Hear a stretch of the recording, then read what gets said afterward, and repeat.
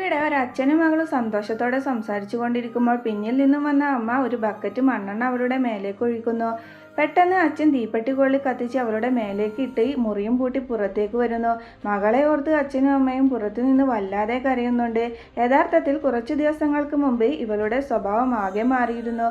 ഒരു രാത്രി അലമാരക്കുള്ളിൽ നിന്നും ഒരു ശബ്ദം കേട്ട് കുടുംബം ആകെ പേടിച്ചിരുന്നു.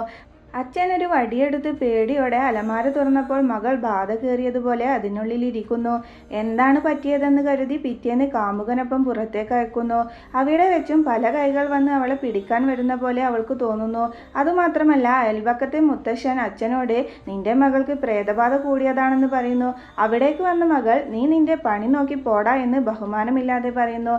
ഇതുകൂടെ കേട്ട അച്ഛൻ അവളെ മന്ത്രവാദിയുടെ അടുത്തേക്ക് കൊണ്ടുപോകുന്നു. അവിടെ വെച്ച് ആ പ്രേതം മന്ത്രവാദിയെ തന്നെ ആക്രമിക്കുന്നു. ഇത് കണ്ട് പേടിച്ച എല്ലാവരും ഓടിപ്പോകുന്നു. കൂടെയുള്ള ഒരു സൈക്കോളജിസ്റ്റ് ഡോക്ടർ അച്ഛനോട് പറയുന്നു, നിന്റെ മകളെ കൊല്ലുകയല്ലാതെ ഇനി വേറെ വഴിയില്ല. ആ പ്രേതം കാരണം അവൾ ജീവിതകാലം മുഴുവൻ കഷ്ടപ്പെടും. ഇതുകൊണ്ടാണ് സ്വന്തം മകളെ തീ വെച്ചു കൊല്ലുന്നത്.